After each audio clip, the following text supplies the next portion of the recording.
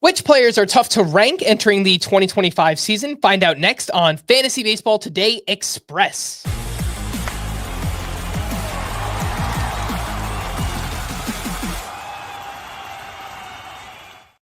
Welcome into FBT Express on Wednesday, January 15th. I am Frank Stampfl, joined by Scott White. And let's take a look at some players who are tough to rank this offseason. First up, you see Scott wearing his Milwaukee Brewers shirt. We have Christian Yelich, who was awesome last year, but he's 33 years old and he's coming back from back surgery, Scott. So obviously some major questions here for Christian Yelich. Yeah, that's fair. We don't really know what to expect from him. Back surgeries are notoriously difficult, but back injuries are notoriously difficult. And the reason Christian Yelich had those two incredible seasons back to back, one where he was MVP, one where he was runner-up, that's 2018, 2019. Huge seasons, monstrous season, first-round caliber seasons in fantasy. The reason he dropped off is because he has been dealing with back issues ever since.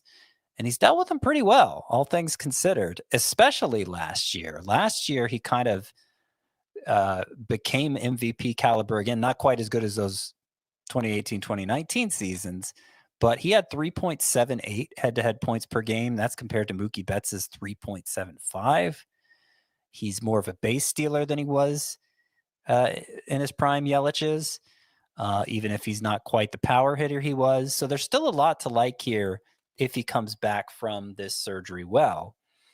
And the reason why I think we don't need to be quite as scared as the consensus is because, again, he had been playing through back issues all this time. I think, if anything, the surgery is going to help him feel better. That's the goal, right? So it's not like it was a new back thing that sprung up and we have no idea who he is now. Hopefully it corrected it. Probably it didn't make it any worse. And if that's the case, then Yelich, to me, is clearly a top 20 outfielder, if not top 15. But it's a big if. It's a big if, I understand, which is why I'm so far apart from the consensus. Yeah. One name that I've struggled with this offseason is Gerrit Cole, who is one of the premier pitchers of this generation, but he's 34 years old and he had an elbow injury last year that forced him to miss the first 2 or 3 months of the season. On the surface, he was fine, a 3.41 ERA, a 1.13 whip, over a strikeout per inning, but the swinging strike rate dropped to 10.7% for Gerrit Cole. That was his lowest since 2017 when he still pitched for the Pirates. And he did seem hesitant to throw his slider, which is his best pitch. Was it related to the elbow, or has he just lost some effectiveness to his slider? I think all fair questions. You look at the postseason numbers, it's a 2.17 ERA, but the underlying numbers did not support that at all. It was a 1.28 whip. It was under 7 strikeouts per 9, 10% K- walk rate. So while he did a good job preventing runs in the postseason, the usual metrics we look at for Gerrit Cole were just nowhere near where they should be. I think there's a wide range of outcomes here where on the high end, Gerrit Cole could return back to ace form. He could be one of the top pitchers in all of baseball. On the low end, he can get hurt again and miss time. I think you could say that for any pitcher, but there's a little bit more added injury risk for Gerrit Cole because of the age and the fact that he just dealt with that elbow injury last year. So I have him ranked as my SP13. You and Chris have him a little bit higher than that, Scott, but he's a name that when I've been in draft rooms this offseason, I just have not been able to press draft, and I don't know if that's going to change for Gerrit Cole. Let's take a quick break, and when we return, we'll talk about a few other players right after this. I feel home when I see the faces that remember my own. When I'm with my friends, I feel home. Welcome back in. Tough players to rank in 2025. Jurickson Profar, random mid-career breakout where he hit 280. He had 28 home runs, 10 steals, and he's still a free agent. So there are questions here, Scott. What do you have on Jurickson Profar? Well, I don't think him being still a free agent should. So, obviously, it's going to be difficult to find a contract that's appropriate for him, given his history. And so the fact he hasn't signed yet, look, he eventually will. He'll be starting for somebody. The bigger issue is what we do with him in fantasy. And I don't really want him either, is the thing. I'm just as skeptical as anyone, given that he played over a decade without being a particularly impactful player. And then last year was suddenly a star in a way that was backed up by the underlying numbers. I don't trust it. I'm fearful of him regressing. But at some point, you have to acknowledge there's a coins flip chance that maybe he's still a must-start caliber player. And at what point are you willing to take that chance?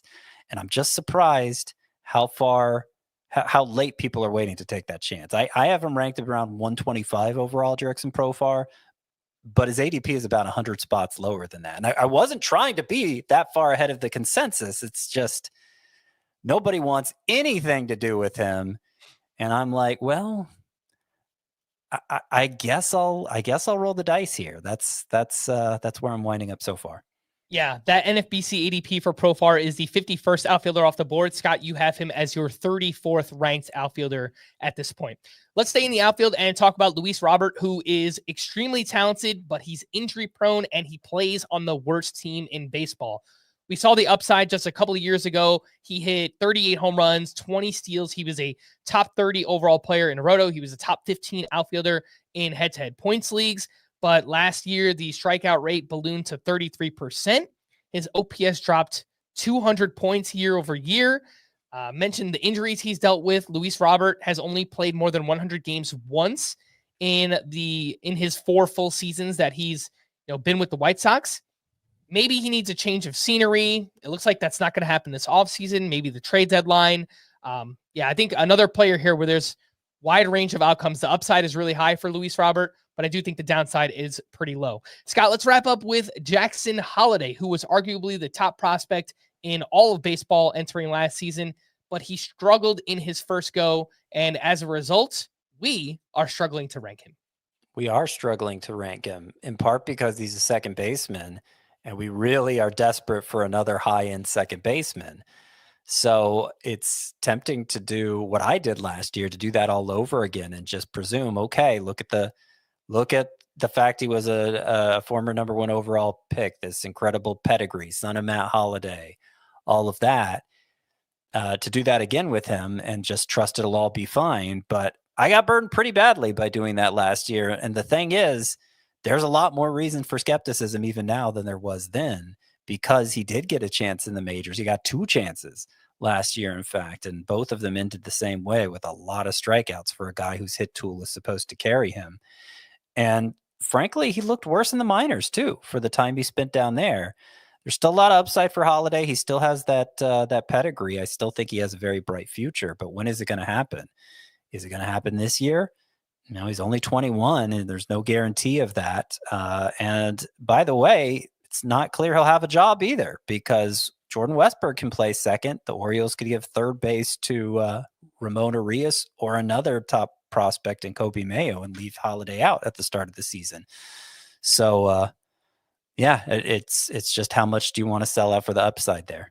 Yeah, it could come down to spring training battles, right? Whoever performs best out of Holliday, Ramon Arias, Kobe Mayo, perhaps that's who earns the job on opening day. For more extensive fantasy baseball coverage, listen to our full-length podcast, Fantasy Baseball Today, on Spotify, Apple Podcasts, or anywhere else podcasts are found. Thanks for listening to Fantasy Baseball Today Express, and we will be back again tomorrow. Bye-bye.